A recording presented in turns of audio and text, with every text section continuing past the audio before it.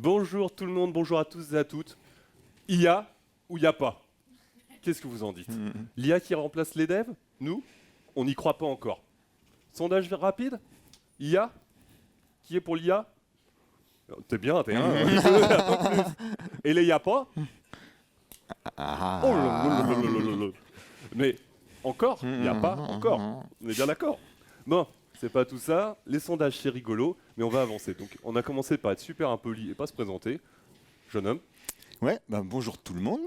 Mathieu, donc je suis Tech Advocate chez Soprasteria. Et puis je fais plein d'autres trucs à côté. J'organise une conf dans les volcans d'Auvergne qui s'appelle Volcamp, si vous voulez venir découvrir. Et puis je suis Guy Labiro et ambassadeur R de DevOps, qui est une petite boîte bien sympathique qui fait des choses autour de la supply et de la CI/CD. Et si vous trouvez qu'on ne dit pas trop de bêtises pendant ces 3 quarts d'heure à venir, vous pouvez me suivre sur X, maintenant, pas Twitter, et sur mon blog. Et je suis accompagné d'un beaucoup trop chevelu pour moi, mais c'est pas grave. Yes, je suis sa doublure capillaire en bas. Moi, je suis le directeur technique du pôle France pour Soprasteria, comme c'est écrit. J'ai aussi la chance, avec mon ami Mohamed, qui est juste devant, de travailler sur le programme Raise et de déployer en fait l'IA pour le dev au sein de Soprasteria, donc un petit déploiement de 2000 personnes. Un amoureux du code depuis toujours. Franchement, qui pourrait vous dire qu'il a 44 ans et ça fait 37 ans qu'il dev? Je suis pas sûr qu'il y en ait beaucoup dans la place. Et pourtant, je suis là. Toi aussi? Et forcément, amoureux du métal, Hellfest Forever. Voilà. Le contexte, oh, il y en a d'autres. Le contexte, il est posé. Je vous propose. D'y attaquer. Attaquons. Bon alors, il y a ou il n'y a pas? Déjà, peut-être un air de déjà vu. Vous allez me dire si ça vous parle, des phrases comme ça. C'est facile, ça permet de coder en anglais, les non-tech peuvent en faire, on a la syntaxe qui est avec un anglais naturel, voilà, d'autodocumentation, c'est adaptatif, évolutif. Ça vous parle? Ouais, on disait la même chose il y a du COBOL, il y a quelques années. Eh oui, on n'a rien inventé. Sachant qu'en plus, le COBOL, pour ceux qui ne savent pas, ça veut dire quand même Common Business Oriented Language. Donc c'était un langage pour les business.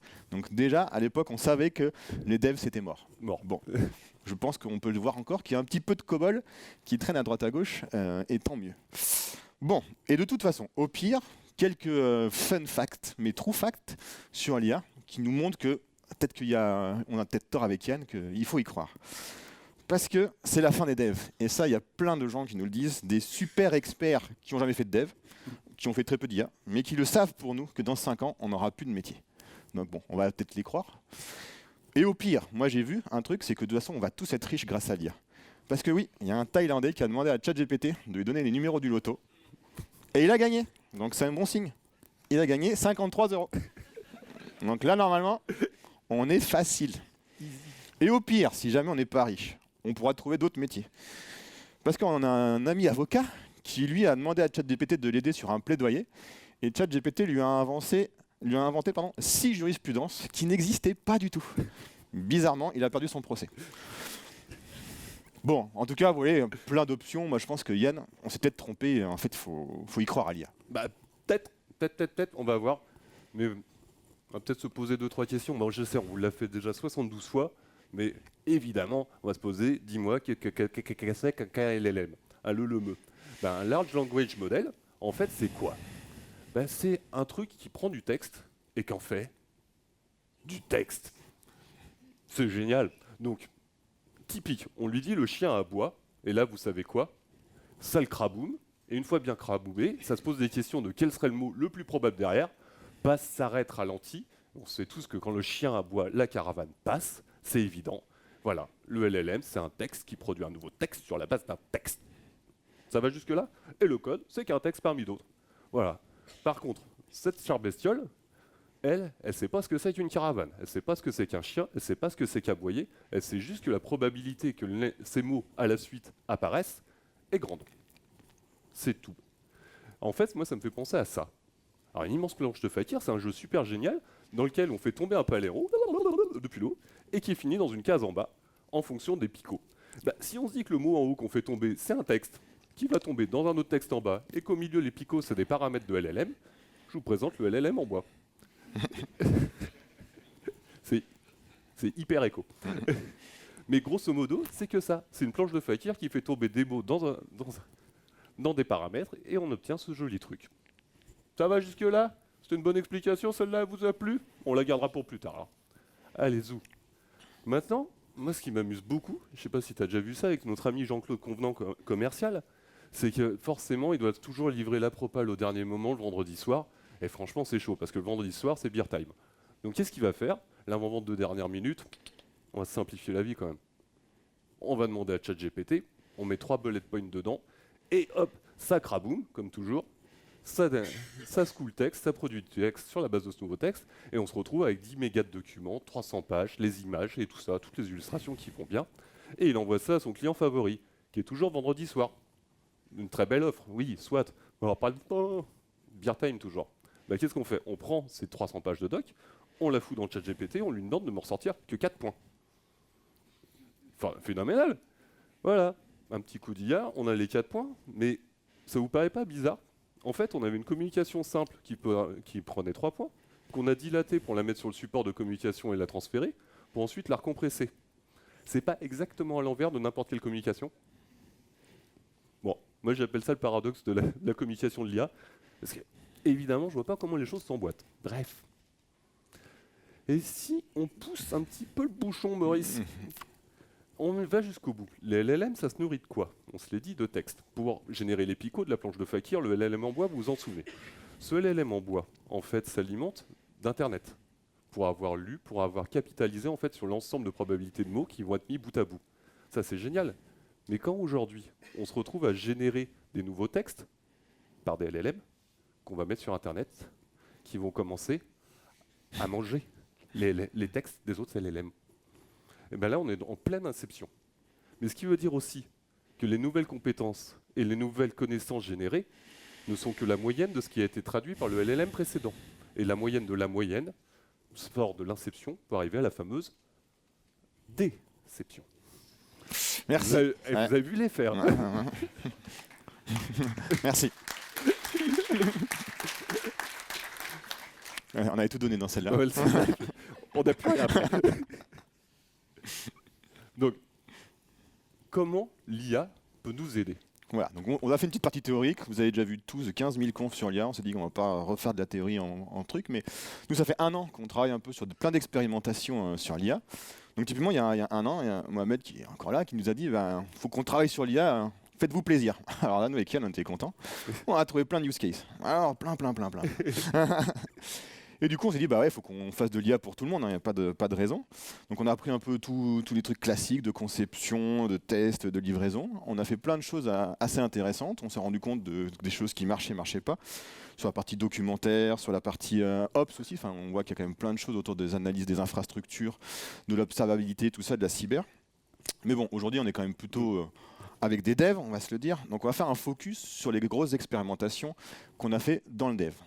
On va dire qu'on a fait les cas un peu classiques, mais on les a poussés quand même assez loin, parce qu'on a la chance d'avoir quand même plein de gens chez Soprasteria pour pouvoir faire des tests. Donc on a fait des tests de production de code, on va dire que c'est le use case que vous avez tous entendu parler, la magie incroyable de la fin des devs. Plus de tests unitaires, tester douter, mais là on n'a même plus besoin de douter puisque l'IA va pouvoir nous les générer. Et puis la documentation, parce que la documentation c'est quand même très pénible, personne ne veut en faire, et donc du coup l'IA va nous remplacer pour faire de la documentation. Donc on a fait plein de choses autour de tout ça. Et donc on va vous faire un petit peu une restitution de tout ce qu'on avait pu faire. Yann, toi qui es un grand passionné de dev, je te laisse commencer par la dure réalité des devs. Ouais. La vie d'un dev. Vous connaissez tous à peu près, tous et toutes bien évidemment. Il y a ce qu'on voit dans les médias sur quelqu'un qui développe. Ça ressemble à petit peu près à ça. Quelqu'un qui balance des centaines de milliers de lignes de code à la seconde, et surtout, remarquez, sans jamais utiliser la barre d'espace. C'est vrai dans tous les films. Ni entrée. Ni entrée. Non, ça sert à rien, c'est surfait ces deux-là. On va les enlever, c'est tout, je veux dire. Voilà, c'est ce que tout le monde imagine. Par contre, dans la vraie vie, quand on est à son poste de travail, souvent ça ressemble un peu plutôt à ça. Évidemment, il faut attendre que le build passe. Et ça, le build, il passe pas souvent. Je veux dire, c'est pas la ligne 14. Voilà, c'est toute la problématique. En fait, dans la vraie vie, on passe pas tant de temps que ça à produire du code. Malheureusement, on aimerait peut-être en faire plus. Mais produire du code dans un monde où il y a de l'IA, ça pose la question. Parce que si on n'a plus de code à produire, plus besoin d'attendre la compilation. Donc, gagner un temps fou à méditer pour la suite. Bref, qu'on se dit quoi? On a beaucoup bossé au début avec l'autocomplete. Ça, c'était le tout début. La complétion de code magique et tout. Donc, c'est plutôt pas mal. Donc, on est en train de taper dans les doigts. Et d'un seul coup, et une proposition qui apparaît. Et là, c'est la panique. Parce qu'on a tapé un peu trop vite, donc en fait, le caractère suivant ne correspondait pas, pouf, ça disparaît. Ça disparaît, donc on est complètement en panique. On essaie de la faire apparaître, donc backspace, le voilà. Ça y est, il est revenu. Oh, le bout de code lit rapidement. Oh, ça a l'air d'être ce que je veux. Ok, cool. Maintenant, je continue de coder, je le prends, je le mets dans mon code, je commence à l'utiliser. Et là, voir qu'il plante. Et oui, malheureusement, ça arrive que ça plante, ça fait pas exactement ce qu'on voulait, on l'a pas bien expliqué. Bref, donc là, il faut commencer à le comprendre. Et qu'est-ce qu'il faisait en vrai? Parce que là, je l'ai validé en une fraction de seconde au cours de ma frappe, et c'est pas évident. Donc, je commence à le comprendre, à le patcher, à beaucoup le patcher, à ce qui ressemble plus à lui-même. Et donc, voilà, c'était un peu toute ma panique autour de l'autocomplete, que je vous partage. Vous voyez que j'en ai encore le cœur qui bat. Pour moi, vraiment, ce truc-là, faut pas prendre des trop grandes portions de code d'un coup. Parce que si on a vraiment un gros paveton, on va devoir vivre avec, on va devoir le patcher, on va devoir le faire vivre.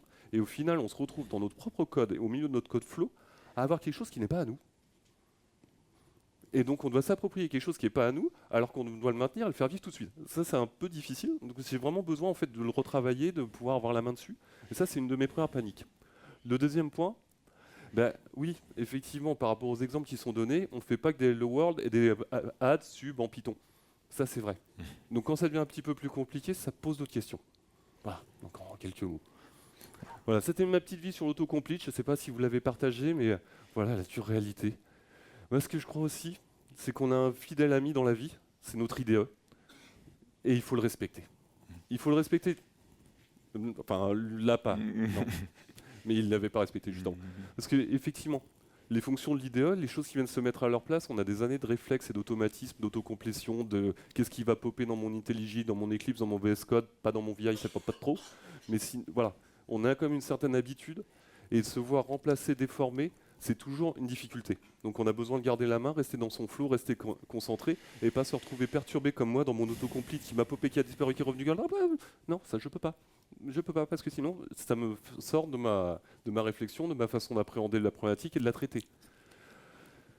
Ce qu'on aime par contre, et ça on le dira tout le temps, un bon chat, pas le chat, l'animal.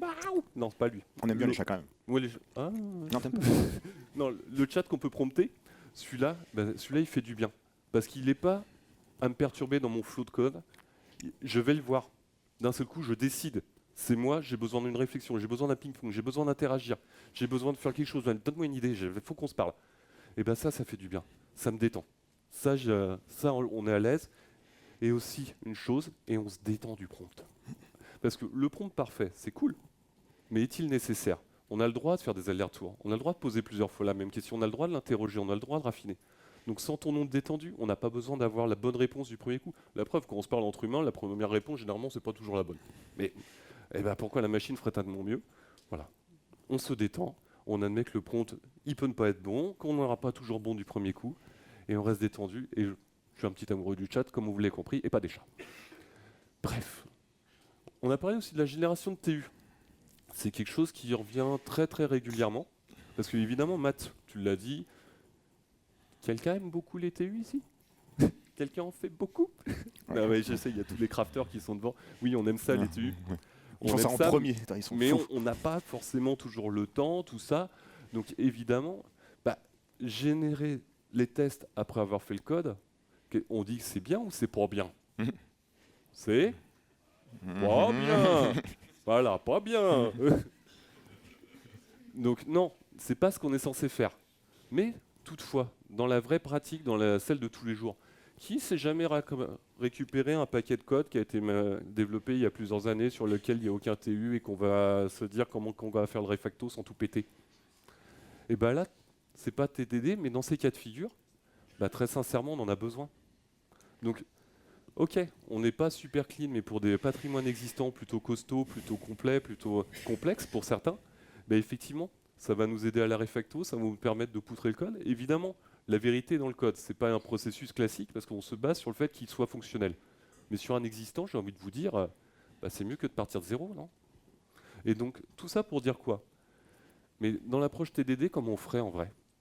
Qu'est-ce que ce que je crois sincèrement, c'est qu'il faut, grâce à cette IA, peut-être aussi remettre en cause ce que l'on croit, ce que l'on fait habituellement, et se dire notre pratique TDD, soit, mais TDD au moment de l'IA, ne serait-ce pas de créer les TU en amont par l'humain pour assurer cette traduction de la spec vers le code et que l'IA fasse le code qui répond au TU.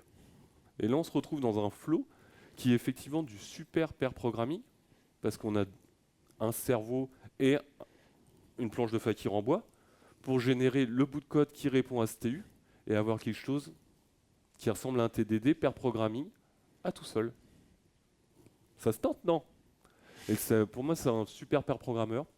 Et d'avoir pu faire ça, d'avoir pu avoir ces tests, d'avoir pu travailler comme ça nous permet de libérer un peu de temps et pourquoi pas monter au cran supérieur. Par exemple, pourquoi pas faire du mutation testing pour aller plus loin, se questionner aussi sur la pertinence de nos tests et aller un cran plus loin. Je dis pas que je fais plus vite, je dis pas que je fais beaucoup plus, mais je dis que je vais le faire beaucoup mieux. Et je crois vraiment à ça, sur ces aspects-là, c'est qu'on n'est pas là pour remplacer, on n'est pas là pour réellement augmenter, on est là pour transformer. Yes. Bon, tu parles de legacy, ça tombe Ah bien, ouais. on a quand même aussi souvent toute expérience réelle serait fortuite de récupérer du bon vieux code incompréhensible.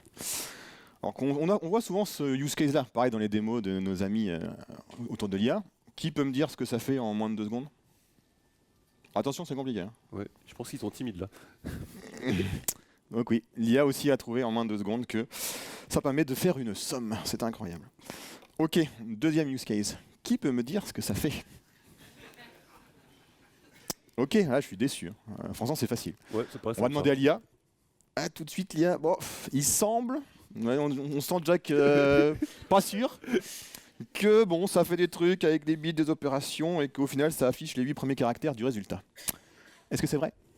Alors, oui, vous voulez qu'on le détaille? Non, parce qu'on va pour 2 plombes. Mais oui, c'est vrai. Ça affiche vraiment les 8 premiers caractères, mais en fait, ça transforme l'entier qui est passé en paramètre, en premier paramètre, en sa version binaire. Ça l'affiche en bits. Alors, little endian ou big endian en fonction des variables y et s. Voilà. Voilà, merci l'IA, ça nous a servi à rien. Donc d'où l'importance aussi de voir que, pareil, les exemples qu'on voit beaucoup sont loin de la réalité, et d'amener du contexte aussi, parce que potentiellement, avec d'autres bouts de code du même projet, ça pourrait aussi l'aider. Donc on pourrait parler de RAG. J'ai vu au programme qu'il y avait à peu près 10 confs sur le RAG. Je pense que vous avez déjà ça, vous savez tous ce que c'est, et c'est pas l'objectif. Mais pour autant, ce qu'on peut se dire, c'est quand même que l'IA va pouvoir nous aider autour de tout ça. Bah, pour les plus juniors, déjà, ça va pouvoir les aider de se comprendre un peu en autonomie le code qu'ils ont à maintenir ou à comprendre. Donc déjà, les techs ils vont être contents parce qu'ils vont pas besoin de réexpliquer à chaque fois à leurs juniors ce que c'est qu'une petite fonction toute simple. Donc là, tout le monde est content, on gagne du temps. L'onboarding aussi, quand on a des nouveaux arrivants sur un projet qui est un petit peu historique avec pas mal de lignes de code, ça évite aussi, ça peut permettre de vraiment vite comprendre les algorithmes qui sont dedans, surtout quand ils sont un peu complexes et quand on a pu mettre du contexte. Et en fait, plus d'excuses aussi, parce que du coup, l'IA pourra nous aider à générer un premier brouillon de documentation technique pour qu'on puisse avoir un petit peu notre manuel technique du projet. Alors, comme pour tout, il ne faut pas croire tout ce qu'il vous dit, mais en tout cas, ça va pouvoir faire une première structure et commencer à avoir des choses assez intéressantes. Donc voilà, apprendre avec des pincettes, mais bien utiliser, ça peut être utile. Autre use case de legacy, on a souvent eu le cas de vos business ou vos clients qui disent « Oh là là, j'ai ça, il faut le moderniser. » Et là, avec l'IA, on va pouvoir tout changer. On met ça, ça fait des chocs à pic, et hop, on a une IHM incroyable grâce à l'IA. Tu crois ça? Bon, la réalité, c'est peut-être pas aussi beau, malheureusement. Alors déjà, parce que typiquement, alors, on a pris l'exemple du COBOL ici, mais ça peut marcher pour d'autres langages. Transposer du COBOL vers du Java, on sait déjà le faire, ça s'appelle le Jabol, pour ceux qui ne connaissent pas. Pas un gros succès, mais ça existe. Mais le problème, c'est que le Jabol, personne ne va en faire. Ni ceux qui font du COBOL, ni ceux qui font du Java. Donc déjà, on part pas très bien. Et puis, en fait, notre IHM, anciennement en COBOL, est-ce qu'elle est vraiment adaptée en termes d'expérience utilisateur, de workflow, avec des usages web? Pas forcément. Donc, peut-être aussi qu'on se dit c'est aussi l'occasion de revoir un petit peu en profondeur nos IHM et les processus métiers de notre application. Et puis, on l'a dit, les IA, elles sont entraînées sur du patrimoine existant, la plupart du temps sur du code, du patrimoine Internet, et des patrimoines de code COBOL disponibles sur Internet. Vous pouvez en chercher, il n'y en a pas beaucoup. Donc autant vous dire que l'IA, elle va probablement pas vous sortir grand-chose d'intéressant quand il va falloir lui dire transforme-moi du COBOL en Java, vu qu'elle ne connaît pas le COBOL. Donc en fait, la difficulté sur la modernisation, et c'est là où, pour l'IA, nous, des expérimentations qu'on a pu faire chez Sopra, pour l'instant, on n'est pas ultra convaincus, c'est plus la difficulté de changer le mode de travail et le mode d'utilisation des applications plutôt que juste changer, on va dire, le moteur qui est derrière. Aussi, ça implique des stratégies de migration, de tests, parce que du coup, on ne peut pas non plus croire que tout est automagique, que tout ce qu'elle a pu générer, ça va marcher automatiquement. Et puis, typiquement, si on avait des bugs, potentiellement, on va les transposer aussi. Donc, ce à partir de modernisation, pas terrible. Bah, après, juste un petit mot sur la modernisation en fait. Cette approche un peu automagique, ouais, c'est sûr que bon, on ne l'a pas vendu. Par contre, la positionner au bon endroit. C'est comme toujours, on fait les choses correctement. La valeur de l'IA dans ce cas de figure, Matt l'a dit, hein, il ne connaît pas le COBOL. Donc lui demander de comprendre ce qu'il y a dedans, ça va que pouic. Hein. Par contre, d'avoir des gens qui comprennent le COBOL, on en a encore. Et en fait, on peut utiliser, c'est des expérimentations qu'on a menées, ça aussi, d'utiliser des humains pour lire l'ancien code, pour prompter à l'IA ce que devrait faire le nouveau. C'est complètement à l'envers et contre-intuitif de ce qu'on voudrait faire. Parce qu'en gros, en tant que dev, on aime coder, donc on va plutôt prendre cette partie-là, et puis relire du vieux COBOL et puis essayer de le comprendre. On aimerait plutôt le déléguer à quelqu'un d'autre. Ça, c'est le côté humain. Mais le côté humain, en fait, il se heurte à une machine qui n'est pas humaine et qui ne sait faire que ce qu'elle sait faire.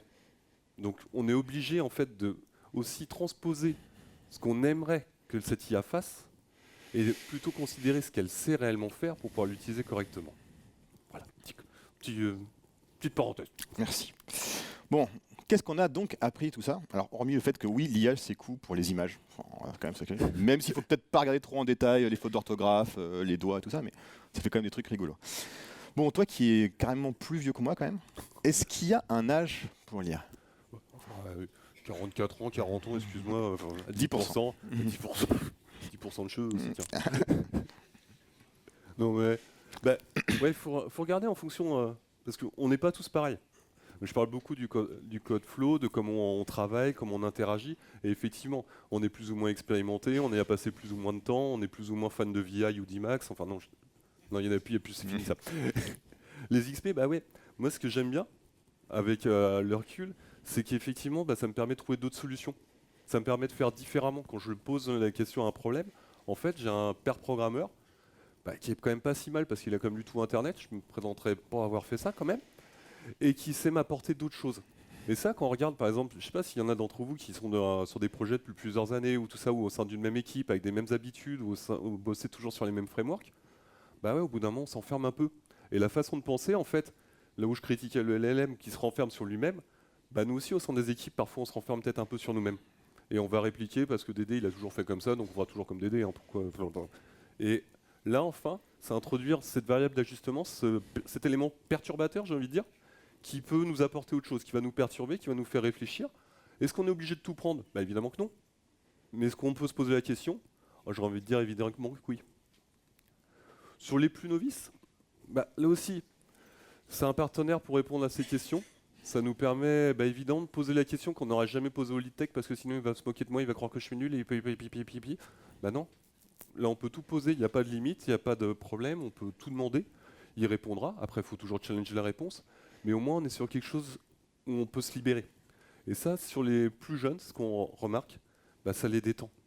Parce qu'ils peuvent interagir plus facilement, il n'y a pas ce phénomène de honte, il n'y a pas toutes ces choses-là.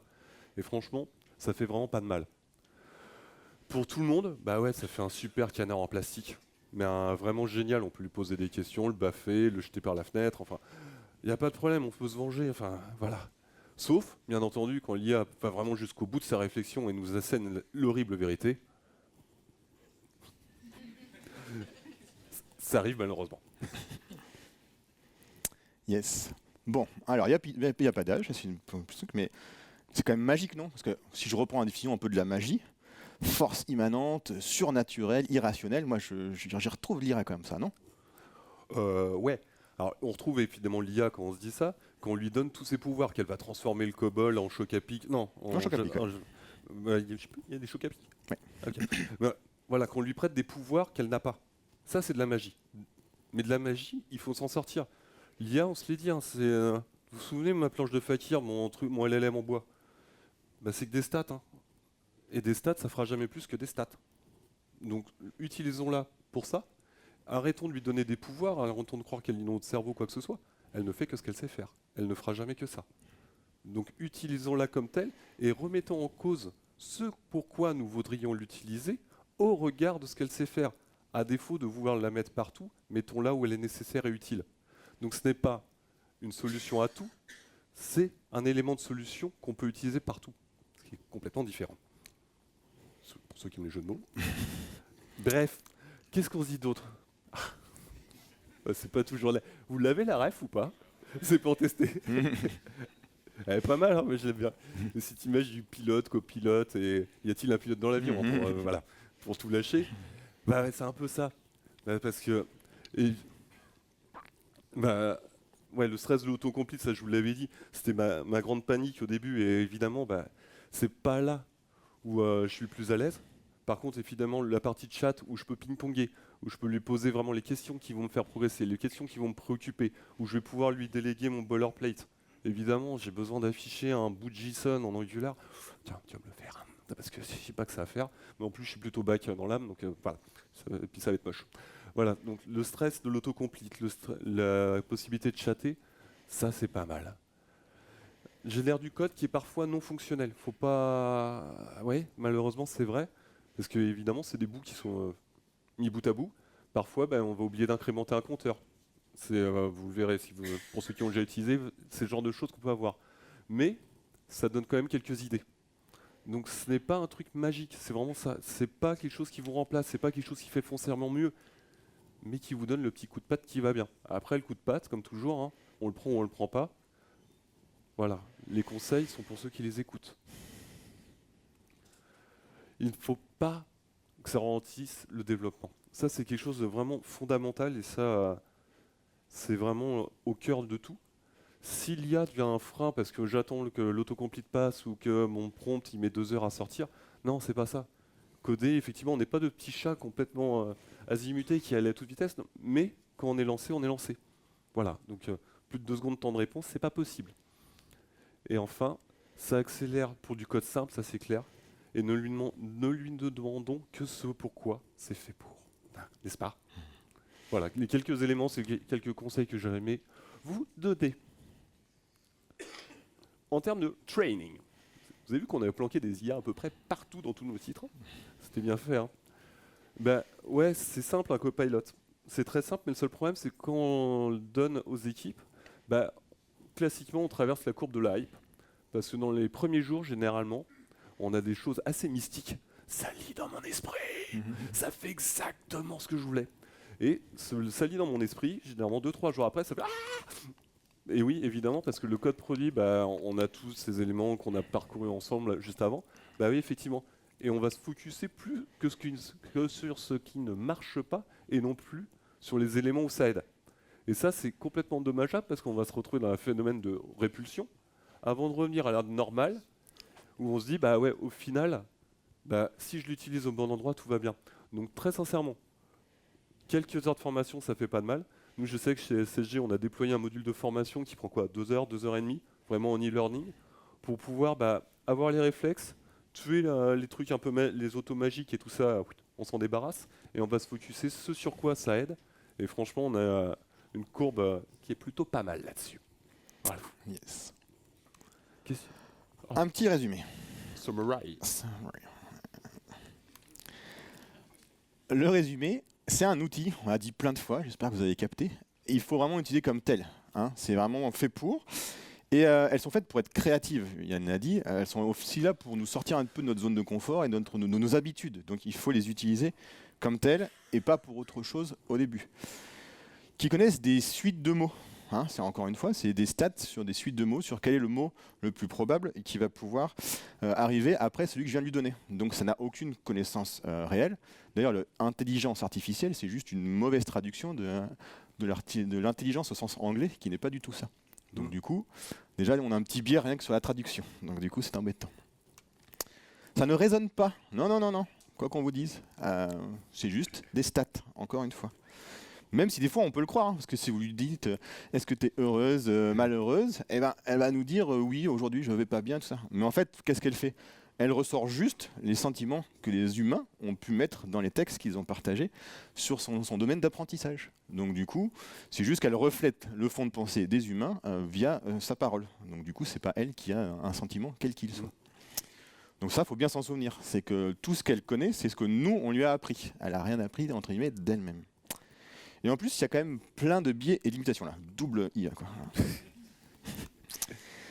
La qualité des données en entrée, évidemment, en fonction de ce que vous donnez en ingestion pour qu'elle s'entraîne, et bien évidemment que ça va vous donner des données plus ou moins bonnes en sortie.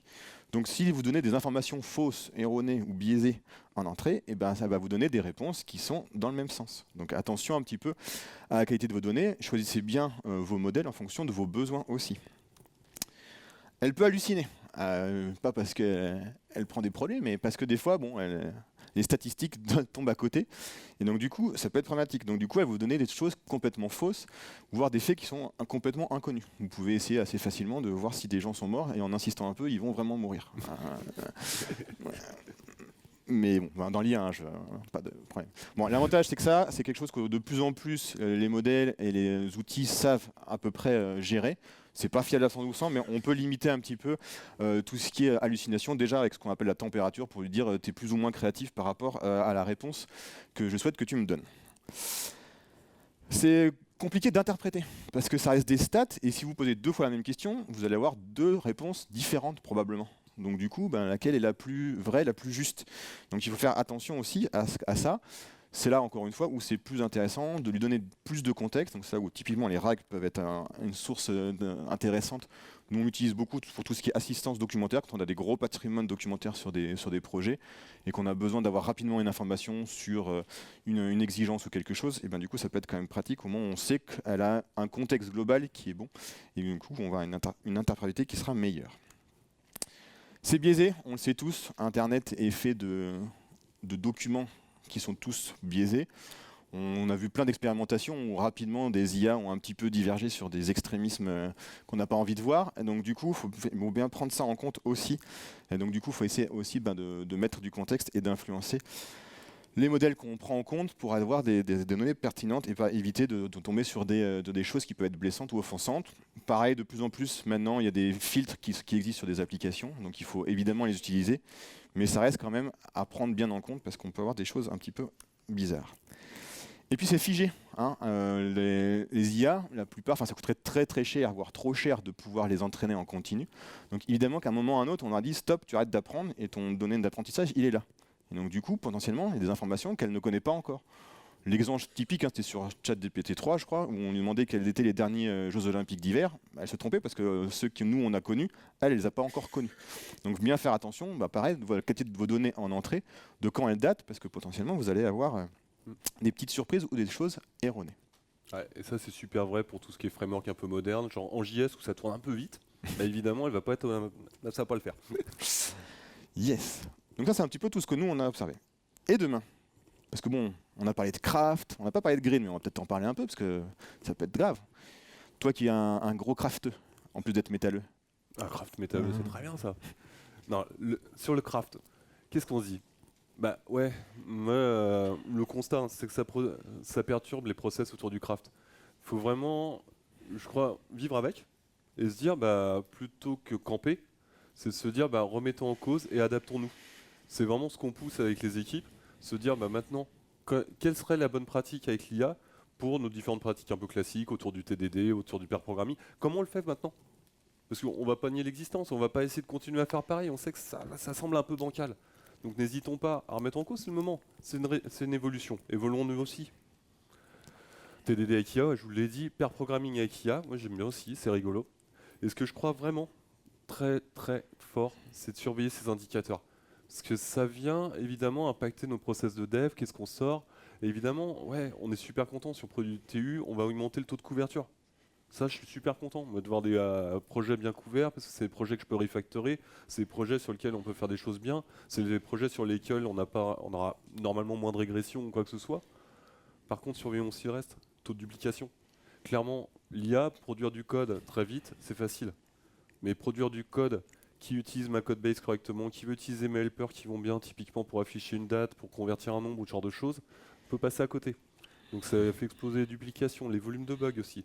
Le syndrome du vite fait mal fait. Bah ouais, on a mis l'aspect, ça semble à peu près bon. C'est la confusion entre vitesse et précipitation à chaque fois. Non, on n'a pas besoin de se précipiter, mais il faut toujours analyser, toujours bien couvrir. Les classes de service, la gestion du contexte. Je vous en passe parce que on avance gentiment. Mais voilà, je crois vraiment qu'il faut aussi regarder ce qu'on produit en termes de qualité, de quantité, pour être sûr qu'on aille toujours bien dans la bonne direction et que les pratiques soient bien alignées avec ce qu'on voulait faire. Ah, c'était mes quelques mots de craft. C'est ça. Donc en gros, hein, il faut que l'IA s'adapte à nos pratiques et pas l'inverse, parce que sinon on va aller contre nature. Moi j'aime bien le green, je vais vous parler rapidement de green, on pourrait en parler longtemps, mais bon, c'est quand même un vrai sujet, on le sait. Alors souvent dans le green il y a quand même 3 grands pans, hein, parce que le green c'est large, il y a ce qu'on appelle IT for green, donc là on peut remplacer par IA for green, comment l'IA peut servir le green. Évidemment qu'avec la créativité qu'ont les IA, on peut forcément imaginer que ça va aider à trouver des nouvelles solutions, à imaginer des nouvelles solutions aussi, pour pouvoir mettre en place des choses autour du green, optimiser l'utilisation de nos ressources, innover dans le domaine des énergies et tout ça. Ça, c'est la partie plutôt cool. Par contre, le Green for IA, on sait que l'IA, c'est quand même très consommateur en ressources. Donc du coup, il faut peut-être faire un peu attention à comment on la déploie. Ne pas la déployer non plus à grande échelle.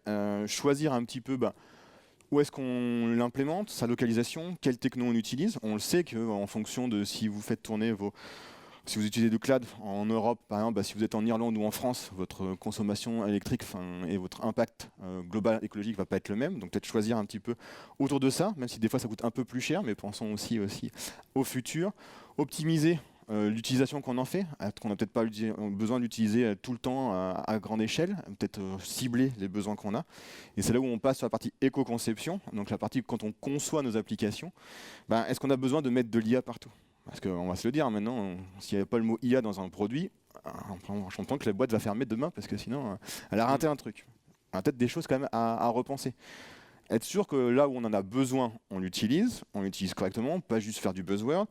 Et surtout qu'on utilise le modèle adéquat. Il y a plein de modèles qui existent maintenant. Il y en a qui sont gigantesques, qui font plusieurs terras.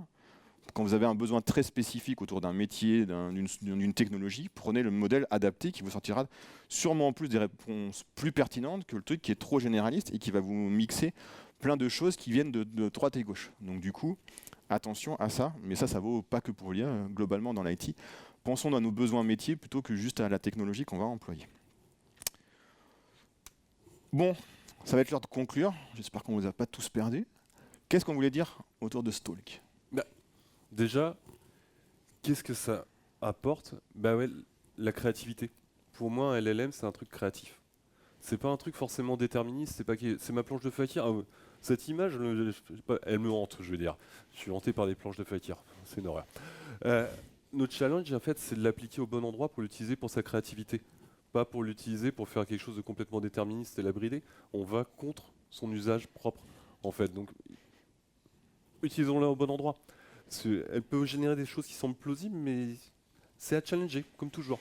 Donc vraiment, s'il y a un espace créatif, donnons-lui, contrôlons-la. Prenons le petit pas de recul qui va bien pour s'assurer. Mais au moins, elle va nous sortir un petit peu de notre confort.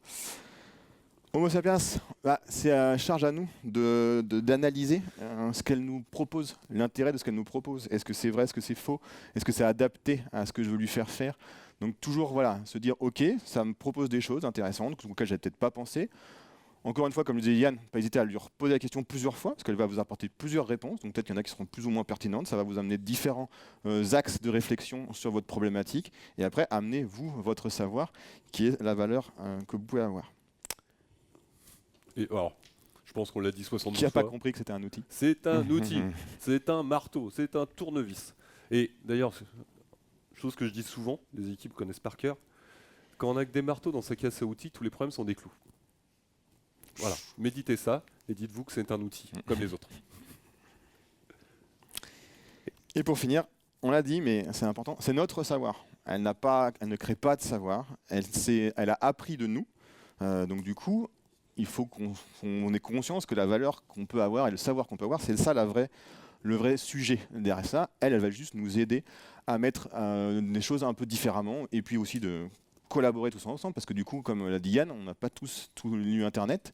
Moi, il me manque 2 ou 3, mais Mais du je coup, sais par quoi t'as commencé en plus. oui. Mais du coup, voilà, ça va aussi nous permettre d'ouvrir un petit peu des choses. Donc le mot de la fin. Donc oui, on n'y croit pas, mais encore. Mais par contre, ce qui est important, c'est que c'est à nous de garder le contrôle de ce qu'on en fait. Parce que si on garde le contrôle, on va pouvoir l'utiliser à bon escient, en tirer la plus-value qu'elle peut nous apporter et nous continuer de s'épanouir dans notre métier de dev. Exactement. Voilà, merci. Merci.